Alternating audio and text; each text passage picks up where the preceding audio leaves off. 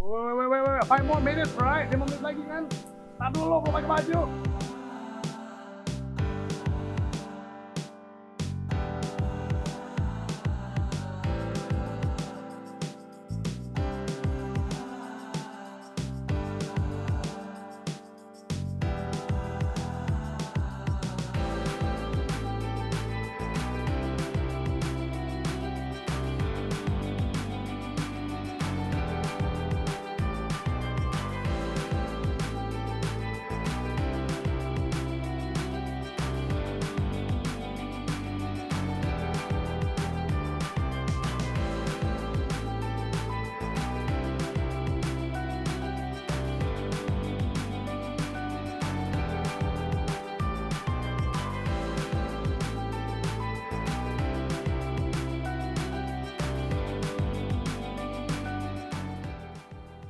Four more minutes.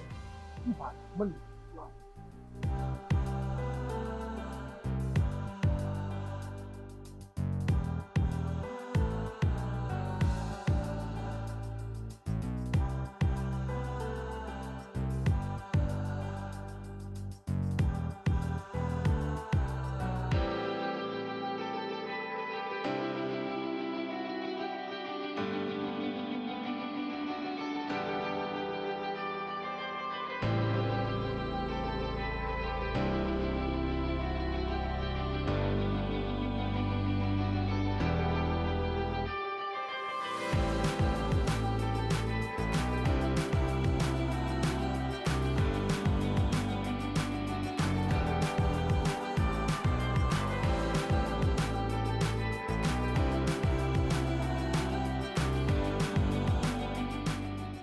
Three more minutes.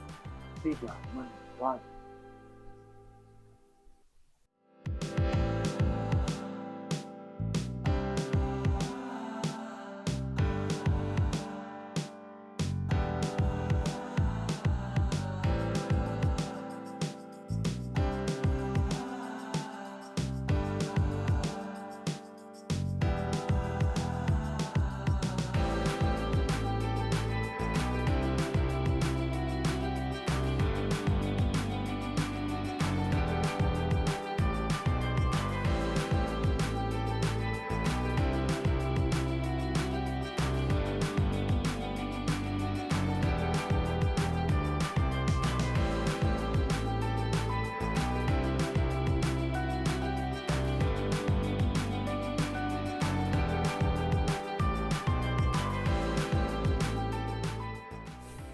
Two more minutes. 2 menit lagi.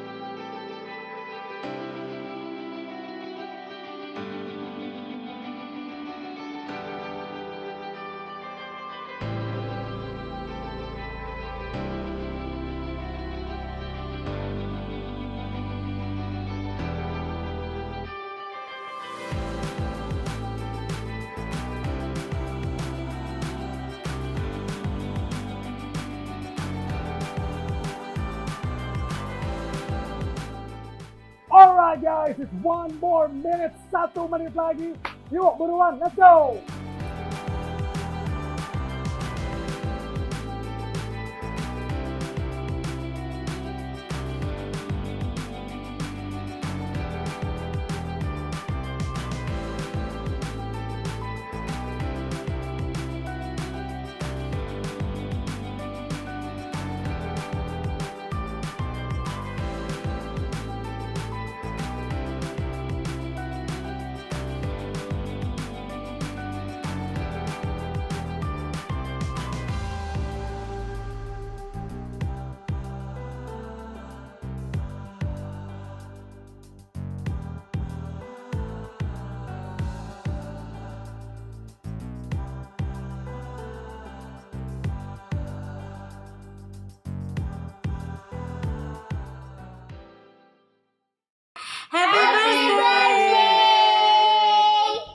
Tuhan Yesus memberkati, selalu maju. Amin. Bye. The funniest and most memorable moment that you experience in ICC FGF? Momen yang paling berkesan menurut saya adalah The funniest moment is when it was Frontliners Retro Party. Me and translation team we dress up like Scooby-Doo and Friends character. It was very fun. Aku bertumbuh di komunitas yang suka makan dan memuji Tuhan. Setiap minggu dari ibadah yang berlangsung, saya merasakan ada pembaharuan dari diri saya dan mendapatkan hal baru untuk bisa saya bagikan kepada orang-orang di sekeliling saya. Sorry Pastor Don, but I saw you giving sermon with your zip open. And then somebody trying to tell you, and then you mad and you know, why you don't tell me earlier? Gitu. Ingat waktu kita retreat family di Bedugul, pada saat itu bertepatan dengan hari ulang tahun saya, dan pada saat kita makan siang, pada ngucapin selamat ulang tahun dan saya didoakan di situ sungguh-sungguh berkesan dan saya sampai terharu. Pada saat candlelight service menjadi candlelight dinner. What would be one word to describe Pastor Don? Satu kata untuk mewakili Pastor Don. satu kata untuk menggambarkan Pastor Don. One word for Pastor Don would be enthusiasm. Competitive. Funny. The Good Samaritan. Passionate. The most authentic and real person I've ever met. And caring and loving and loud. Satu kata yang bisa aku deskripsikan untuk Pastor Jessica adalah Satu kata yang menggambarkan Pastor Jessica adalah One word for Pastor Jessica would be compassionate. Plus. Tegas. Mission. lovely. She's so caring.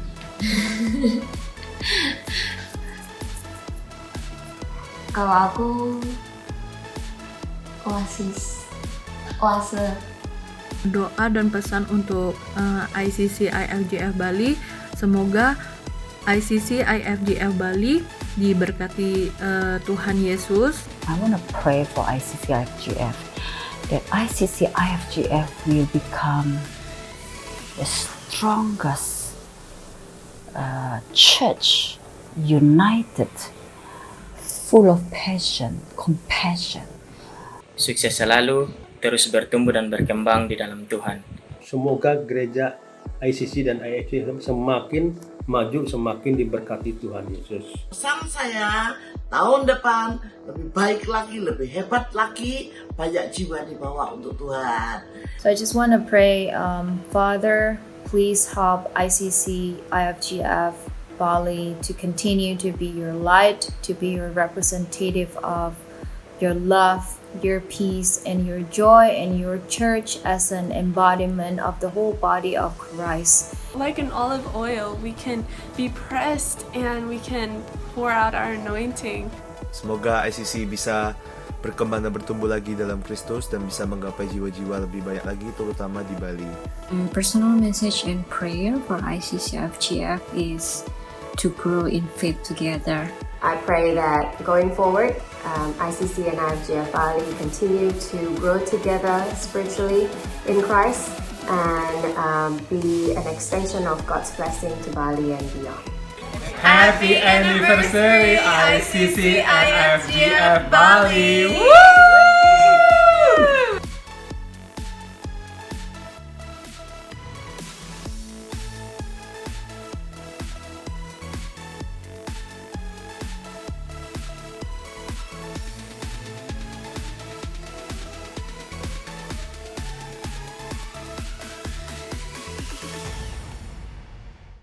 Good morning, ICC FGF.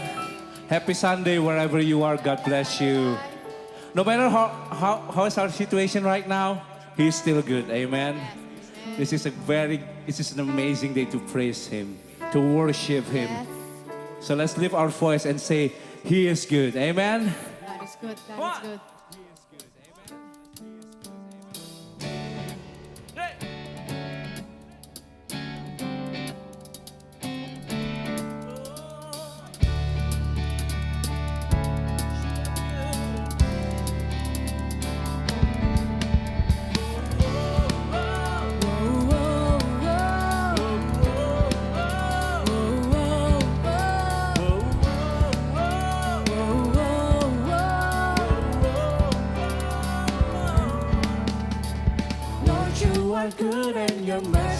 endureth forever.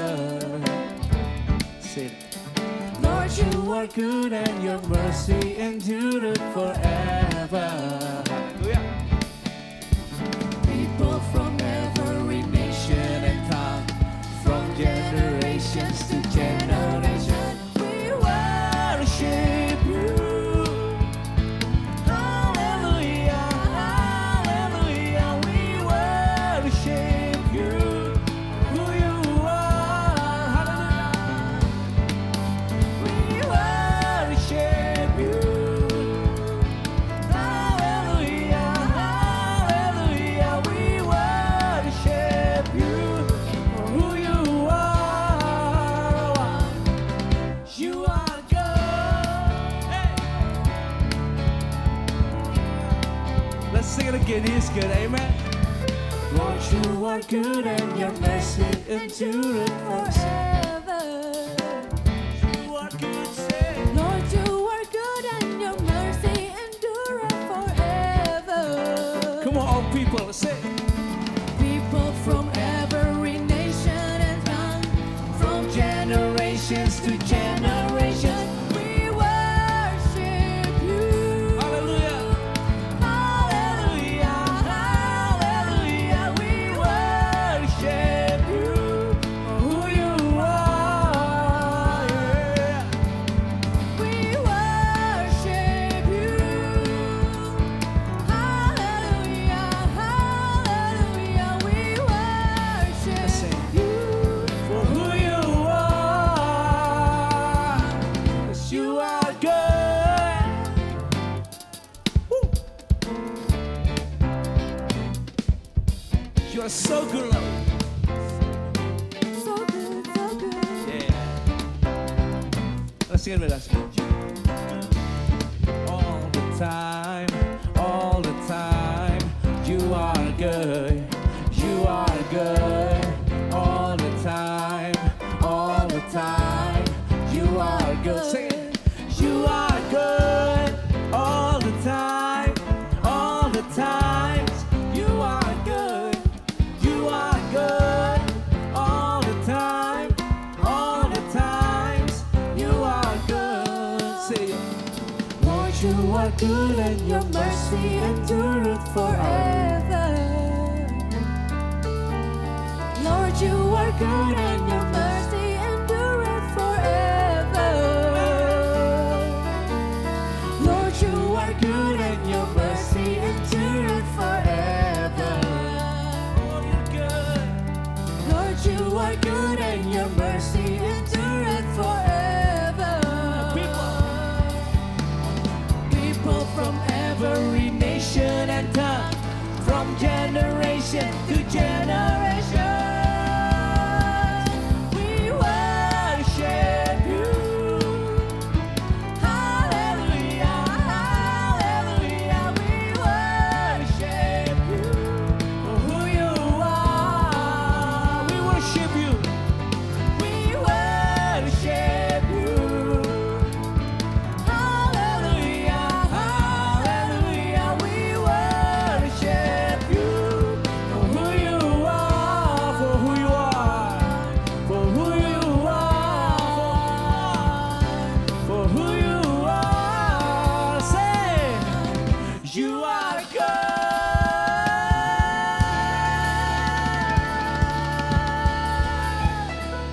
Haleluya, Lord. Haleluya. You are good, Tuhan. Engkau baik, Tuhan. Engkau baik, Tuhan, dan rencanamu kekal ya Tuhan Yesus Kristus. Rencanamu bukanlah rencana kecelakaan, Tuhan. Rencanamu adalah rencana yang penuh dengan berkat yang mulia. Haleluya, Tuhan Yesus. Tuhan, hari ini kami mau berdoa ya Tuhan Yesus Kristus, di tengah situasi yang tengah kami hadapi. Di tengah ketidakpastian yang ada dalam hidup kami, Tuhan, bahwa Engkau ada, Tuhan. Kami mau nyatakan hari ini, Tuhan, kami berserah, Tuhan. We give it all to you, Jesus. Agar kami dapat hidup, Tuhan, sesuai dengan rencanamu saja, Tuhan, yang jadi, Tuhan. Haleluya. Haleluya, Lord. Haleluya.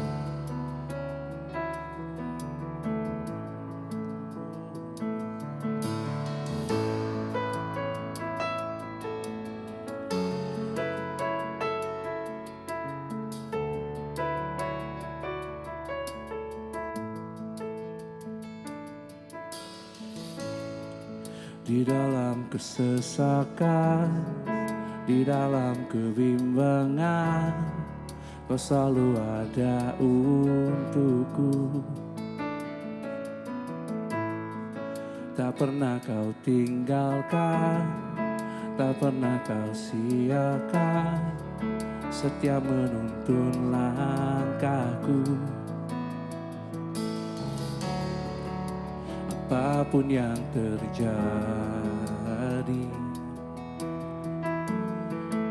bersamamu ku kan hadapi Tuhan. Ku serahkan hidupku hanya untuk kemuliaan-Mu. Pakailah,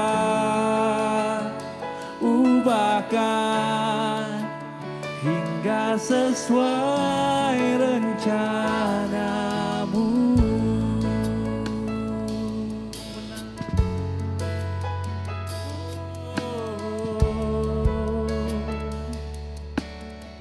Mari kita akan pujian di dalam kesesakan. Di dalam kesesakan, di dalam kebimbangan, Kau selalu ada untukku. Tak pernah Kau tinggalkan, tak pernah Kau siakan. Amin. Setia menuntun langkahku. Apapun yang terjadi, amin. Bersamamu ku kan hadapi Tuhan. Ku serahkan hidupku hanya untuk kemuliaan-Mu. Pakailah, ubahkan hingga sesuai rencana. Ku serahkan Tuhan, ku serahkan hidupku hanya untuk kemuliaan-Mu. Pakailah, ubahkan hingga sesuai rencana-Mu.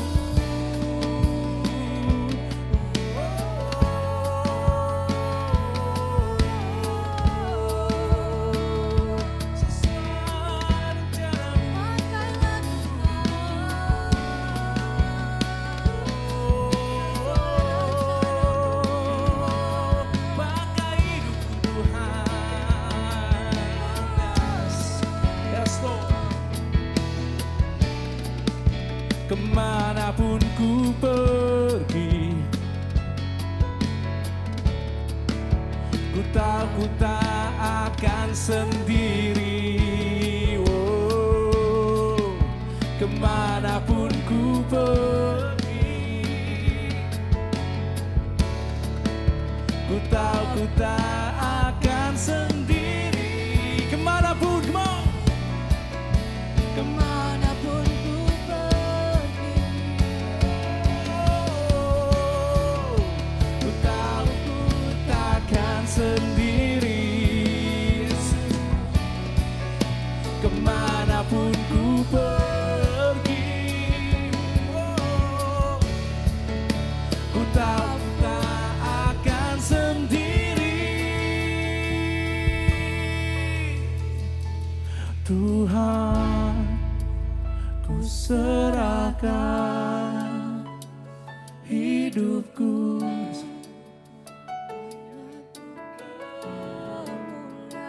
That's right, Lord. Pakailah hingga sesuai rencana-Mu Tuhan. Come on. Ku serahkan hidupku hanya tuh kemuliaan-Mu. Pakailah, ubahkan hingga sesuai rencana. Ku serahkan hidupku hanya tuh kemuliaan-Mu. Pakailah, ubahkan hingga sesuai rencana-Mu.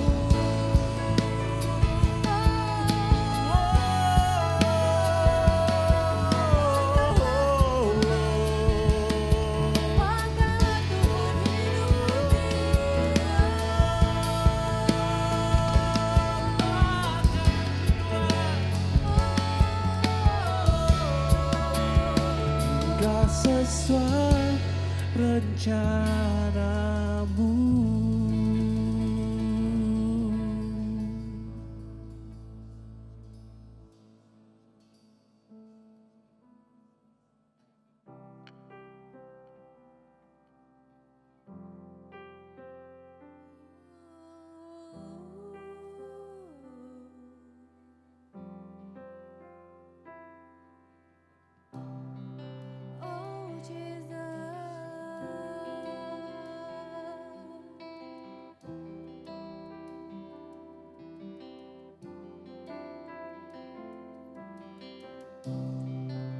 Worthy of every song we could ever sing, worthy of all the praise we could ever bring, Amen. worthy of every breath we could ever breathe. We live for you, we live for you. Jesus, the name above every other name. Jesus, the only one that could ever save. Worthy of every breath we could ever breathe. We live for you. Oh, we live for you.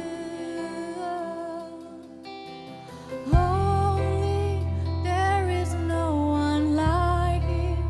There is none beside you. Open up my eyes in wonder. Show me who you are and fill me with your heart and lead me in your love to those around me.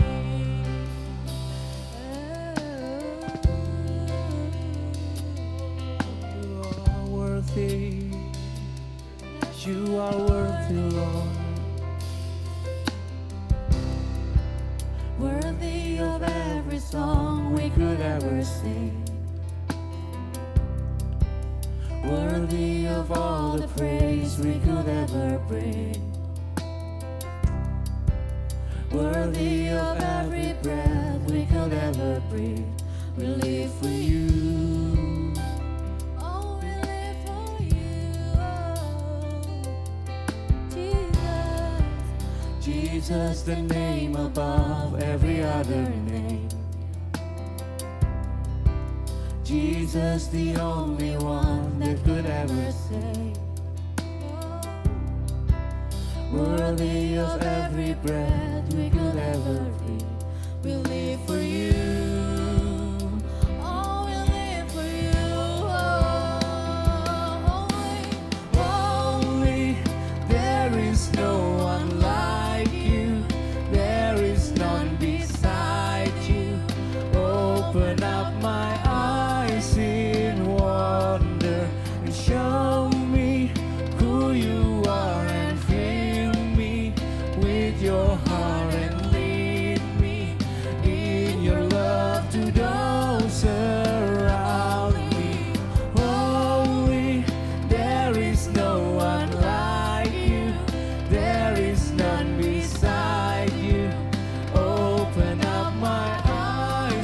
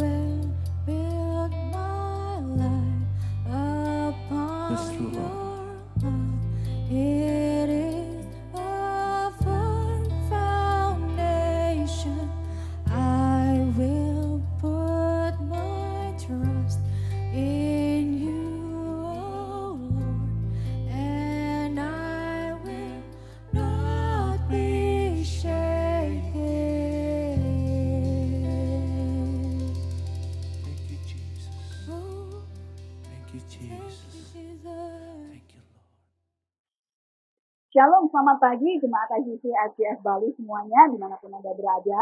Pagi hari ini kita mendapatkan kesempatan yang istimewa untuk mendengarkan firman Tuhan yang akan dibawakan oleh Pastor Raymond Nyoto Raharjo dari IFGF Surabaya. Saya sangat bersyukur bahwa dalam masa-masa sulit seperti ini kita tidak pernah sendirian. Ada orang-orang yang Tuhan tempatkan di sekeliling kita untuk mendukung kita. Dan mari sama-sama kita menikmati firman Tuhan oleh Pastor Raymond Nyoto Raharjo. Hello IFGF ICC Bali, congratulations for your anniversary in this month of April. Saya bangga bahwa IFGF Bali sudah berada di sana sejak 12 tahun yang lalu. Saya masih ingat ketika kita memulai di sana penuh dengan pergumulan dan puji Tuhan sampai saat ini Tuhan terus menyertai.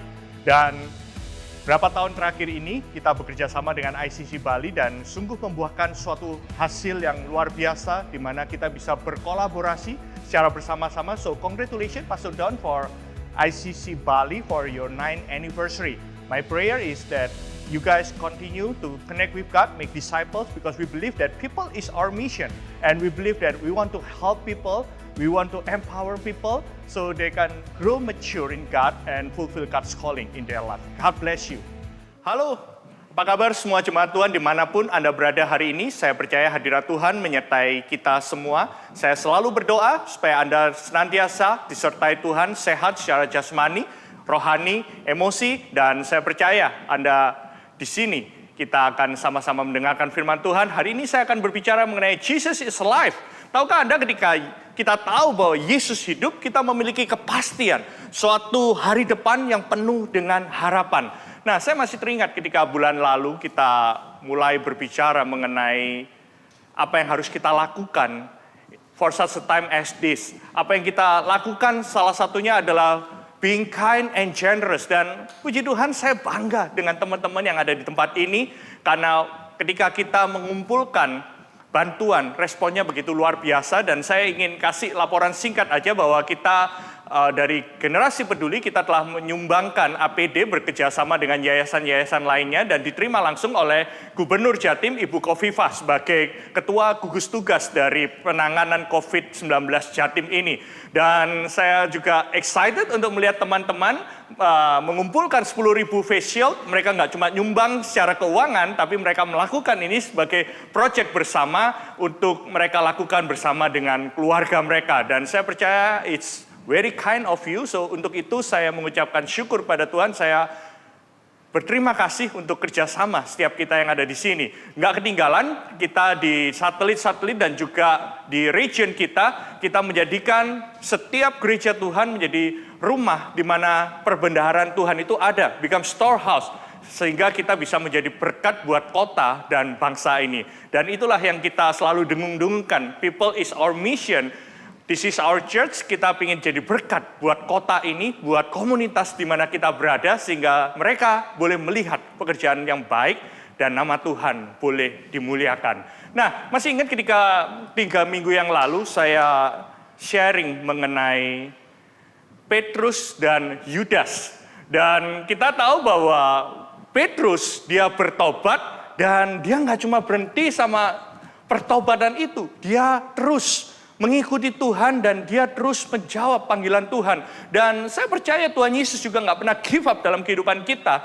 Dia nggak hanya mengampuni kita, tapi dia merestorasikan kehidupan kita. Bahkan dia merencanakan segala hal yang baik dalam kehidupan kita. Nah, hari ini kita bisa melihat bahwa buktinya apa, Pastor? Nah, kita lihat di dalam Kisah Para Rasul 2 ayat 32. Di mana kita bisa melihat dari seorang yang namanya Petrus, seorang yang tadinya hidupnya selalu terombang-ambing, yang dikatakan sebagai buluh menjadi batu karang yang teguh, menjadi manusia yang kuat, orang yang tadinya pengecut kemudian menjadi pemberani, orang yang tadinya selalu reaktif menjadi seorang yang memiliki leadership yang tangguh, dari orang yang nggak berani melakukan banyak hal dalam kehidupannya. Sampai dia menjadi bapak gereja pertama, bahkan dia berkhotbah di depan 3.000 orang dan mereka semua mengalami pertobatan, mengalami lawatan Tuhan yang luar biasa. Dan inilah kesaksian dari Petrus ketika dia harus berkhotbah. Dalam Kisah Rasul 2, dia mengatakan, Yesus inilah yang dibangkitkan Allah. Jesus is alive. Dia dibangkitkan. Dia nggak mati selamanya. Karena itu mengakhiri series Jesus Understands di bulan April ini. Saya mengajak kita mengalami kuasa. Ketika Yesus hidup di dalam kehidupan kita. Kita semua ini adalah saksi-saksinya. Dan karena itu Petrus mengatakan tentang hal itu kami semua adalah saksi. Dan pernah bayangkan nggak? Saya senang dengan Tuhan Yesus itu. Pernah bayangkan kalau kita dalam suatu KKR ada seorang pembicara yang dapat melakukan mujizat. Ada yang mati, dibangkitkan. Saya pernah lihat di sebuah YouTube, ada di sebuah negara, mereka klaim bahwa pembicara si A ini, dia bisa membangkitkan orang mati. Dia kayak crusade gitu, dan dia berdoa, dan dalam peti mati itu tiba-tiba orang tersebut bangkit. Walaupun banyak hal kontroversial yang dikatakan, oh ini manipulasi dan lain sebagainya. Tapi tahukah orang, ketika orang hidup, kemudian dia mati, kemudian dibangkitkan kembali dalam segala zaman, itu bukan hal yang biasa. Ngerti nggak? Itu bukan hal yang biasa, itu adalah hal yang luar biasa. Dan mereka punya kecenderungan untuk pamerkan. Semua mau disiarkan, baik di YouTube, di foto, di video. Mereka akan menyiarkan kemana-mana sampai semua orang bisa mengenal apa yang pernah dilakukan orang tersebut. Tapi saya senang dengan Tuhan Yesus. Tahukah Anda, Tuhan Yesus ketika dia bangkit dari kubur, 40 hari menjelang kenaikannya dia ke surga. Yesus nggak melakukan propaganda, tidak melakukan KKR besar-besaran, nggak memberi makan 5.000 orang atau 20.000 orang lagi. Tapi yang Yesus lakukan selama 40 hari, dia memastikan setiap murid-muridnya menghidupi panggilannya. Dan untuk itulah hari ini saya mau katakan, peristiwa Petrus bertemu dengan Tuhan Yesus ini. Karena itu dia bisa berkata tentang hal itu, kami semua adalah saksi. Ingat berapa minggu yang lalu, Pastor Bobby menyampaikan yang ditemui adalah Maria Magdalena. Seorang yang insignifikan, orang yang mungkin derajatnya dianggap tidak sama dengan laki-laki pada zaman itu. Kemudian dengan Maria, Tuhan Yesus mengatakan bahwa ada pengharapan. Siapa yang engkau cari? Ada pengharapan, dia sudah bangkit. Kemudian dia juga sempatkan diri bertemu dengan Thomas. Dan Tuhan Yesus berkata, berbahagialah kamu kalau engkau bisa percaya walaupun engkau tidak melihat, belum melihat. Membangkitkan iman. Make sure setiap dari mereka yang pernah mengalami pengalaman bersama Tuhan Yesus, mereka enggak menjalani hidup yang sia-sia. Nah, Petrus, yuk kita lihat ceritanya. Kenapa dia mengatakan bahwa kami semua adalah saksi. Yuk kita lihat dalam Yohanes 21. Di akhir dari kitab Yohanes ini menceritakan kembali. Masih ingat gak di dalam Matius 26, Tuhan Yesus mengatakan, hey, setelah ini kamu semua akan tercerai-berai. Wah, Petrus dengan gagah, dengan lantang, dia seorang yang reaktif. Dia mengatakan, Guru, nggak mungkin. Semua boleh meninggalkan engkau. Tapi aku tidak akan meninggalkan engkau. Dan pada saat itulah Tuhan Yesus mengatakan kepada Petrus, hey Petrus, waktu kamu mendengar ini, nanti ya dengar nih, sebelum ayam berkokok, kamu sudah menyangkal aku 3 kali. Masih ingat? Dan Tuhan Yesus mengatakan, aku akan menjumpai engkau kembali. Tunggulah aku, engkau tercerai-berai. Nah, kisah Yohanes 21 ini berbicara ketika Tuhan Yesus menampakkan diri kepada murid-muridnya di Danau Tiberias. Dan dia menampakkan diri sebagai berikut. Di pantai itu berkumpul Simon Petrus, Thomas yang disebut Didimus, Nathanael dari Kana yang di Galilea, anak-anak Zebedius, dan 2 orang muridnya yang lain. Kata Simon Petrus kepada mereka, aku pergi menangkap ikan. Tahukah Anda di saat-saat uncertainties, waktu mereka ditinggal, tahu gak? Banyak orang mengatakan bahwa kalau kita mengalami suatu krisis, hal yang lama itu sudah berlalu, tapi yang baru ini belum kelihatan. Itulah momen di mana kita mengalami uncertainties atau kita mengalami suatu ketidakpastian. Dan menurut saya itu sah-sah aja ketika kita dalam kehidupan kita mengalami ketidakpastian. Mungkin dalam suasana seperti saat ini, banyak dari kita mengatakan, aku udah hilang, aku sudah nggak memiliki apapun lagi di masa lalu, tapi aku juga nggak tahu apa yang akan terjadi di masa depan ini. Dan murid Yesus saya rasa melakukan sesuatu yang sah dan kita semua mungkin kita akan melakukan hal itu. Ketika mereka nggak pasti tentang masa depan, dia kembali kepada kehidupan mereka yang lama, profesi mereka yang lama. Dia mengatakan, aku pergi menangkap ikan. Nggak ada yang salah dengan hal ini. Tapi bukankah kita juga pernah ingat ketika cerita Yesus memanggil murid-muridnya, mereka sedang menjala ikan, dan Yesus mengatakan, come, follow me. Dan pada saat itu ketika Yesus mati dan mereka belum lihat kebangkitannya, mereka kembali lagi. Harusnya mereka dari penjala ikan menjadi penjala manusia. Tapi mereka kembali lagi pada kehidupan yang lama. Saya rasa menarik, Yohanes mencatat ini dengan jeli. Dan kata mereka kepadanya, kami juga pergi dengan engkau. Mereka berangkat lalu naik ke perahu, tapi malam itu mereka tidak menangkap apa-apa. Sounds familiar? Sama seperti di Lukas pasal 5. Waktu mereka awal-awal jadi pengikut Yesus. Dan hari itu mulai siang, Yesus berdiri di pantai itu. Tapi murid-murid tidak tahu bahwa itu adalah Yesus. Saya mau kasih tahu.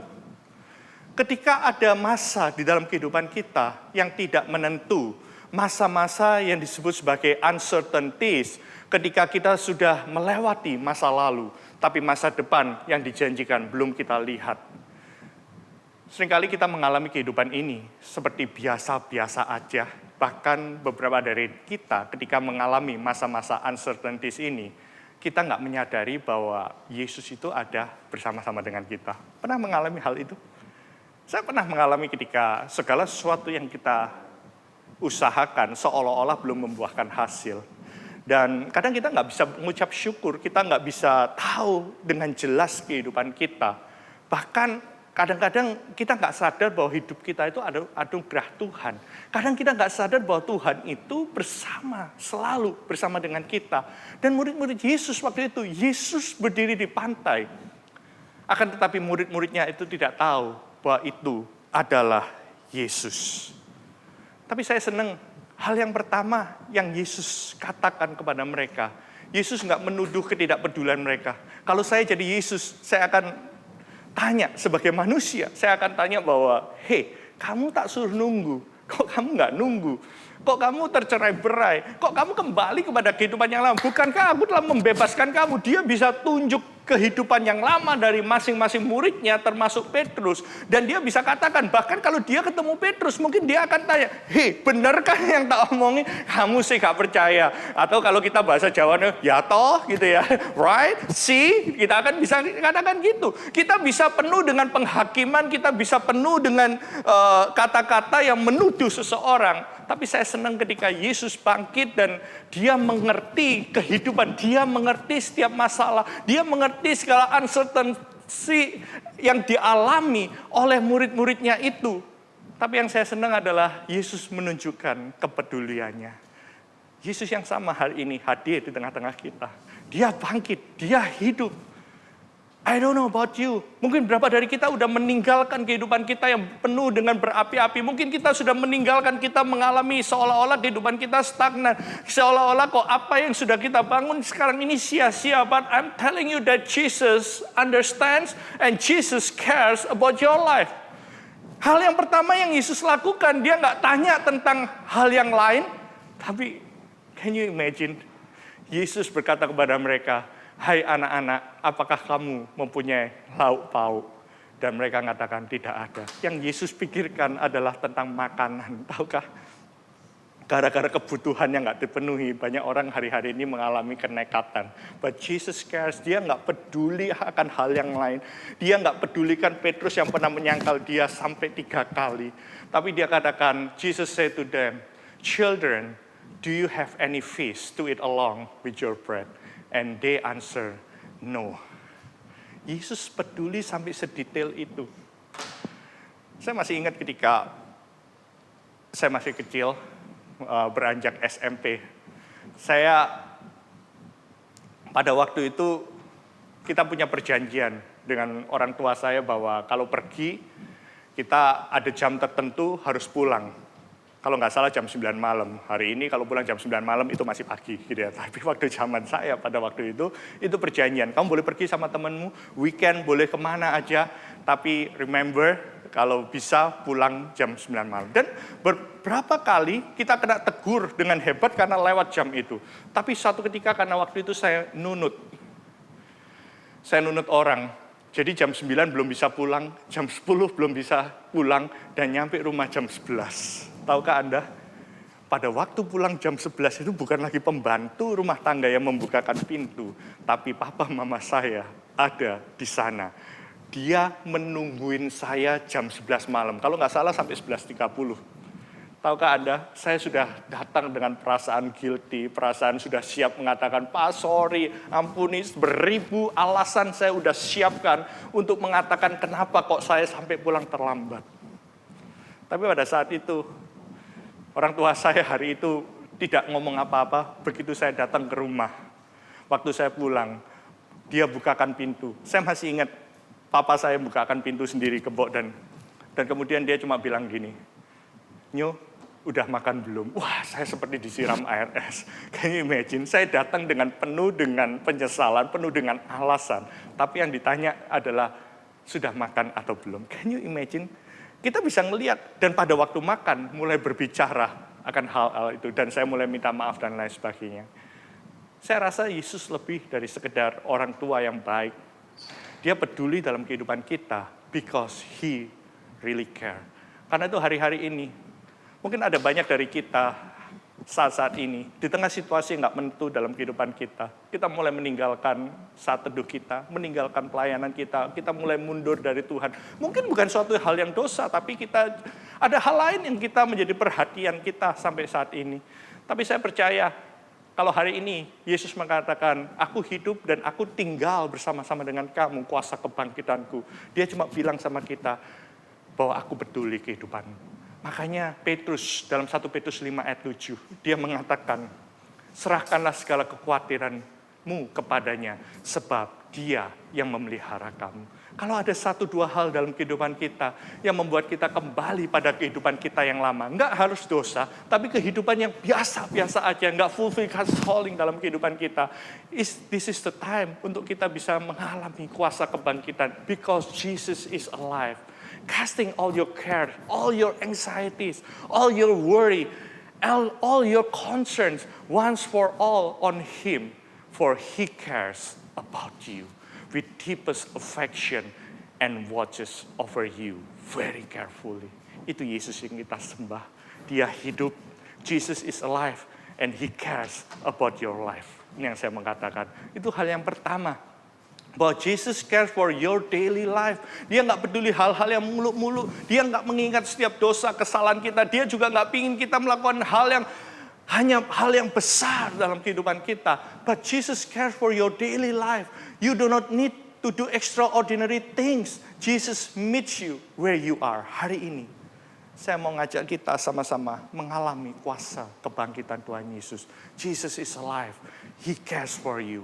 Engkau nggak harus melakukan hal-hal yang luar biasa untuk Anda mendapatkan kasih-Nya. Karena Yesus akan menemui engkau dimanapun, tempat dimanapun engkau berada.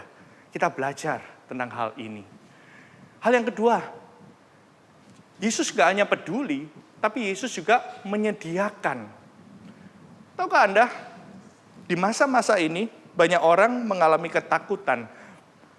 Masalah COVID-19 ini kita belum lihat masalah dampak sosial dan ekonominya secara menyeluruh. Belum, not yet. Tapi yang kita lihat kemungkinan saat-saat ini adalah ketakutan. Ketakutan bahwa Tuhan nggak menyediakan kehidupan kita. Ketakutan akan pekerjaan kita.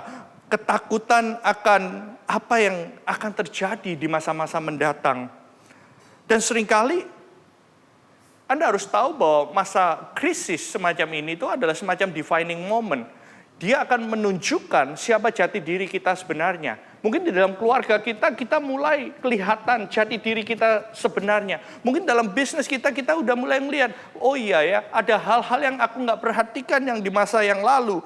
Karena itu saat ini kita mengalami hal-hal yang nggak enak, ditambah dengan keadaan saat ini.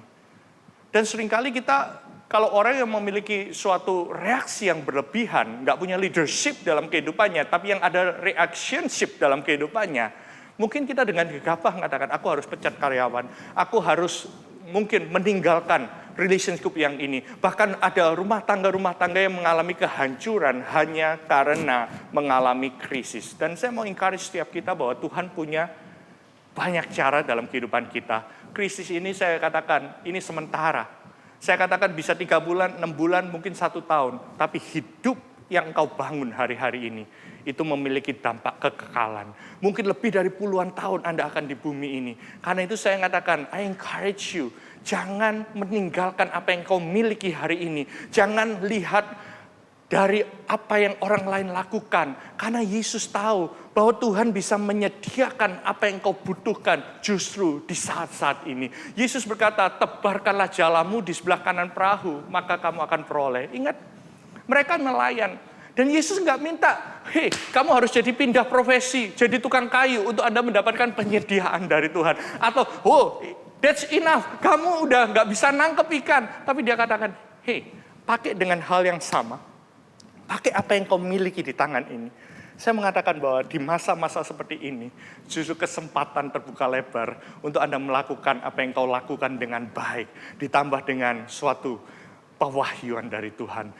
Just one word from the master is enough. Masih ingat Petrus mengalami deja vu, Lukas pasal 5. Dia masih ingat ketika saat itu dia mengatakan, Tuhan, aku semalam-malaman, tapi karena engkau yang menyuruh. Dan hari itu dia mendapatkan ikan yang banyak, tapi jalannya koyak.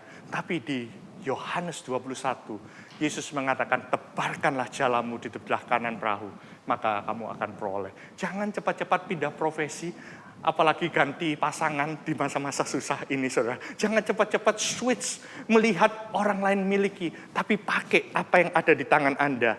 Tuhan Yesus cuma mengatakan, tebarkanlah jalamu. Dan kita akan bisa melihat mujizat penyediaan Tuhan. Karena yang pertama, engkau sudah menyerahkan segala kekhawatiranmu kepada Tuhan. Because He cares about you. He cares about your life. Tapi yang kedua, kita percaya bahwa Jesus is alive. He provides what we need. Yesus menyediakan segala yang kita butuhkan. Secara jasmani, secara rohani, secara emosi. Tapi yang Tuhan Yesus katakan, tebarkanlah jalan. Lakukan sesuatu yang sama dengan cara yang berbeda. Dan untuk itu engkau perlu pewahyuan yang baru. Maka murid yang dikasih Yesus itu berkata pada Petrus, itu Tuhan. Ketika Petrus mendengar itu bahwa dia itu Tuhan, maka dia mengenakan pakaiannya. Ternyata Petrus nggak pakai baju pada waktu itu, nelayan. Sebab dia tidak berpakaian, lalu terjun ke dalam danau. Dan 11 Petrus naik ke perahu-perahu, menghela jalan itu ke darat, penuh dengan ikan-ikan besar.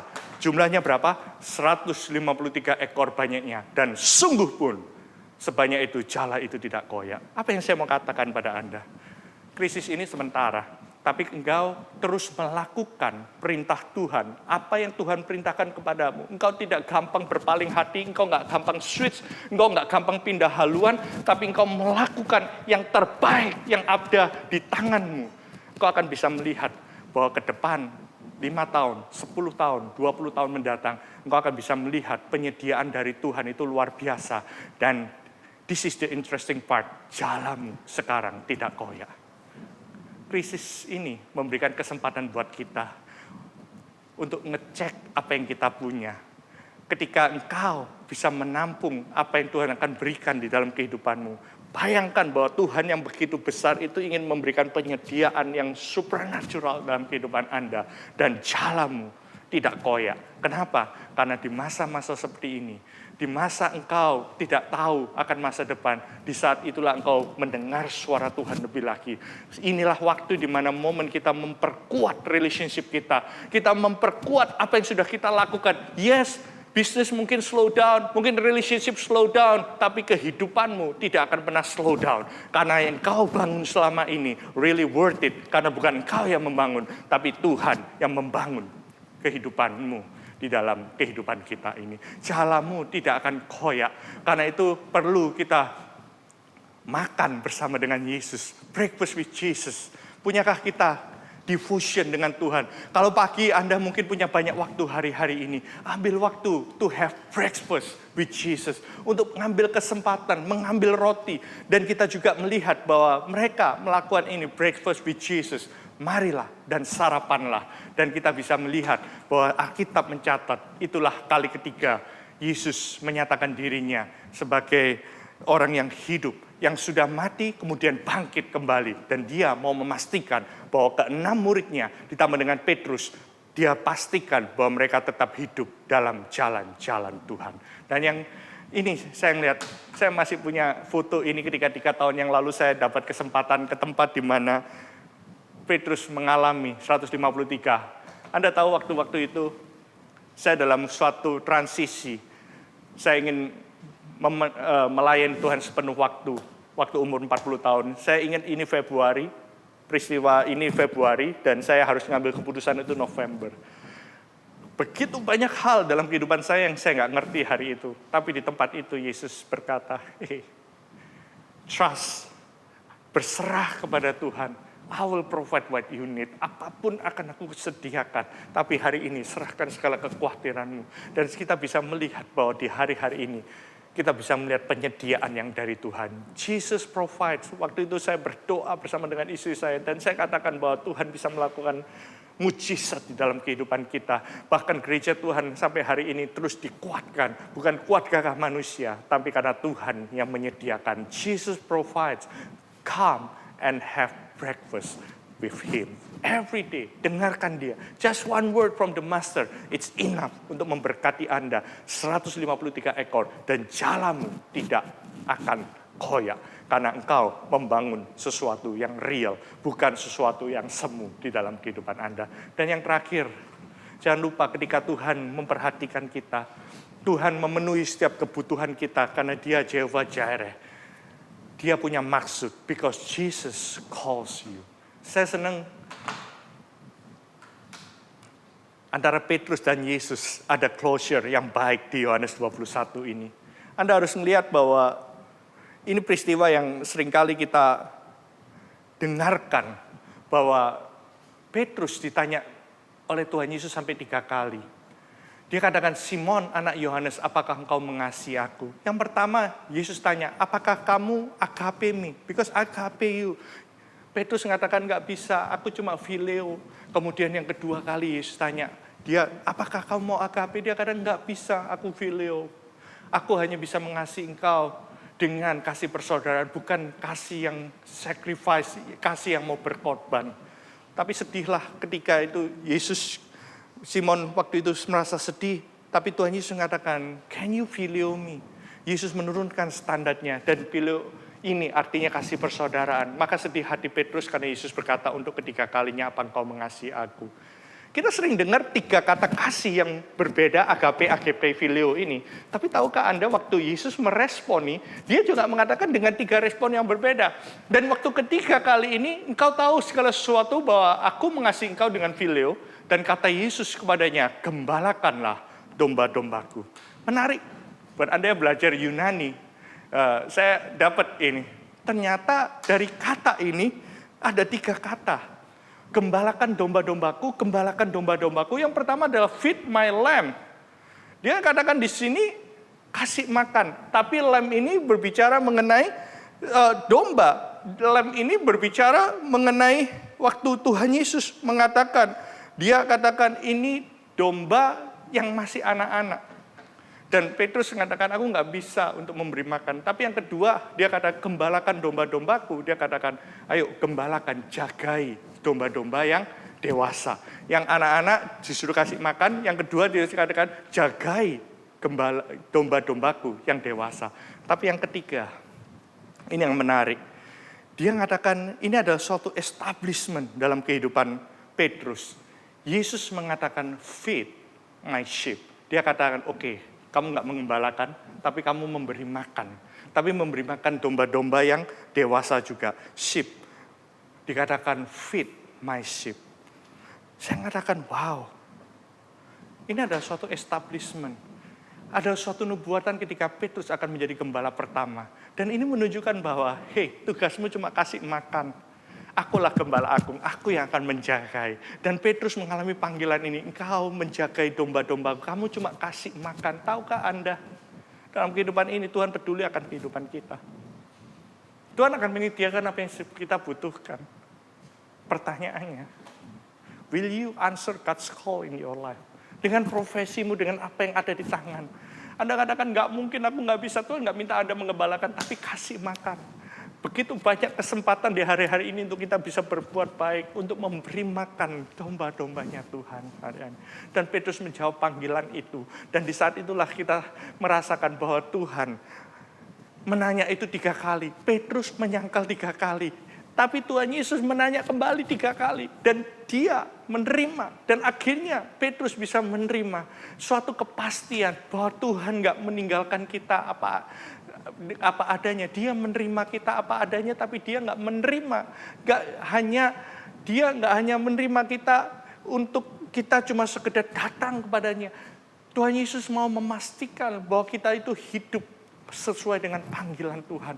Makanya waktu Petrus mengalami perjumpaan dengan Tuhan Yesus di saat ini, hidupnya nggak pernah sama lagi.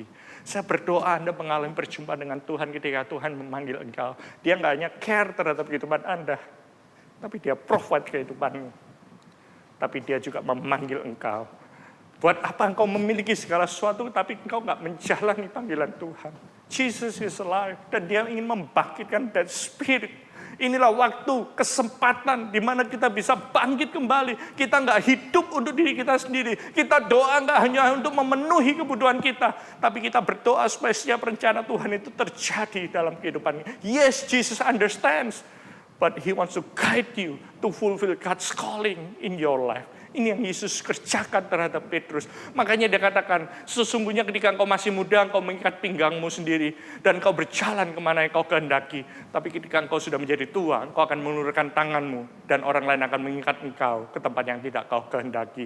Ini berbicara tentang kematian Petrus memuliakan Tuhan. Dan kita tahu akhir hidup dari Petrus, dia adalah gembala, pastor pertama di gereja Tuhan. Dan dia juga mati memuliakan Tuhan di dalam kehidupanmu. Tahukah Anda bahwa Jesus doesn't call the qualified, but Jesus qualifies the call. Yesus nggak cari orang yang mampu, tapi ketika engkau mau, Yesus akan memampukan kehidupanmu. Di akhir dari khotbah saya, ada satu ayat yang Petrus katakan di dalam 2 Petrus 1 ayat 10. Berusahalah sungguh-sungguh supaya panggilan dan pilihanmu itu makin teguh.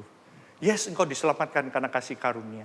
Tapi dia mengingatkan, berusahalah sungguh-sungguh. Ini yang kita usahakan. Kita diselamatkan karena kasih karunia, tapi panggilan itu mahal.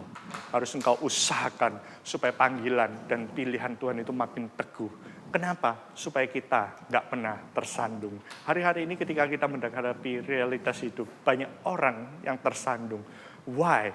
Karena dia nggak pernah mengerti kenapa Tuhan memperhatikan, kenapa Tuhan menyelamatkan, kenapa Tuhan memanggil dia, kenapa Tuhan menyediakan segala yang kita butuhkan. Orang nggak pernah mengucap syukur, selalu akan tersandung dalam kehidupannya. Makanya Petrus mengatakan, be all more diligent to make certain about His calling and choosing you. Be sure that your behavior reflects and confirms your relationship with God. Saya berdoa hari ini, setiap kehidupan Anda akan merefleksikan panggilan Tuhan dan relationship hubungan Anda bersama dengan Tuhan. You will never stumble in your spiritual growth and will live a life that leads others away from sin. Karena Tuhan masih ingin pakai kehidupan Anda. Amin. Saya berdoa di akhir dari bulan April ini, biarlah firman Tuhan menguatkan kita semuanya. Mari sama-sama kita tundukkan kepala. Saya ingin memberikan pertanyaan, mungkin di antara kita hari-hari ini menghadapi uncertainties dalam kehidupan kita. Saya cuma mau katakan bahwa Yesus peduli akan kehidupan kita. Apa yang harus kita lakukan? Serahkan kehidupan kita kepadanya. Because He cares for you. Yang kedua, yuk responi firman Tuhan. Mungkin hari-hari ini banyak orang mengalami ketakutan tentang apakah Tuhan akan menyediakan yang kita butuhkan.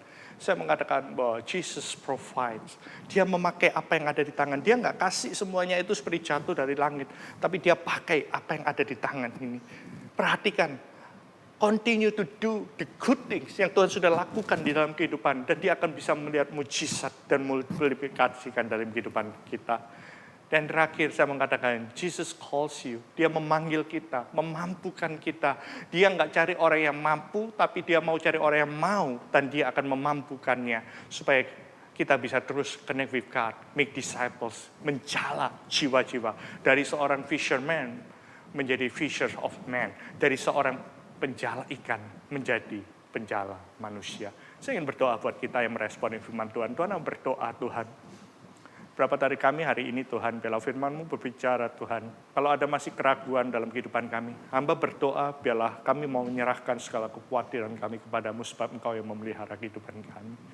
Kalau kami masih bingung Tuhan tentang hari esok, apa yang kami akan makan, apa yang kami akan minum, pakai. Tuhan, You are the provider. Engkau yang menyediakan Tuhan, apa yang kami perlukan Tuhan. Karena itu Tuhan yang percaya Tuhan, melalui tangan ini Tuhan, Engkau urapi setiap tangan-tangan ini. Melalui Tuhan tangan apa yang kami miliki, terjadi multiplikasi dan mujizat dan jala kami enggak goyah Tuhan, enggak koyak di dalam nama Yesus. Tuhan, berapa dari kami Tuhan, Kau ingatkan akan panggilan kami. Lord, I pray di dalam nama Yesus, enggak satu pun rencana-Mu yang gagal di dalam kehidupan kami. Terima kasih Tuhan. Mari kita angkat tangan kita di hadapan Tuhan. Tuhan memberkati dan melindungi Engkau. Tuhan menyinarkan wajahnya kepadamu dan memberikan kasih karunia. Tuhan menghadapkan wajahnya kepadamu dan memberikan damai sejahtera. Pergilah, jadikan semua bangsa muridku, kata Tuhan Yesus. Baptiskanlah mereka dalam nama Bapa, Putra, dan Roh Kudus. Dan ketahuilah bahwa aku menyertai engkau sampai akhir zaman. Berkat dari Allah Bapa dalam kasih Yesus Kristus, kuat kuasa Roh Kudus menjaga menyertai umat Tuhan mulai hari ini sampai Maranatha Tuhan Yesus dan dua kalinya. Semua yang percaya di berkat Tuhan sama-sama katakan amin. God bless you. Tuhan memberkati. See you next week. Wahyu 7 ayat 9 dan 10. Kemudian daripada itu, aku melihat sesungguhnya suatu kumpulan besar orang banyak yang tidak dapat terhitung banyaknya.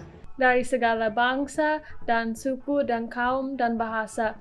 Berdiri di hadapan tahta dan di hadapan anak domba. Memakai jubah putih. Dan memegang daun-daun palem di tangan mereka. Dan dengan suara nyaring mereka berseru, keselamatan bagi Allah yang duduk di atas tahta dan di hadapan anak domba. Inilah harapan, visi, dan impian kami. Terima kasih sudah mengizinkan kami untuk melayani Anda.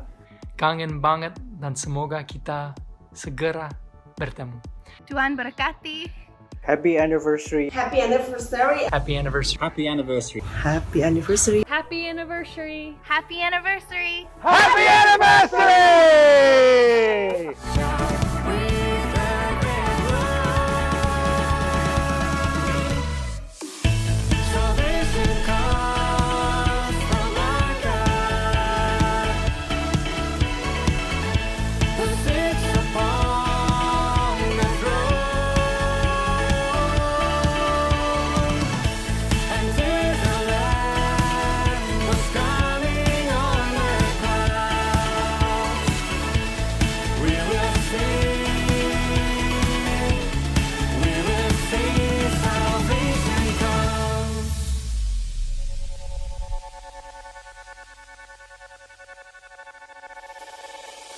Meeting here, we will dance and celebrate. Hearts alive with the glory of His face.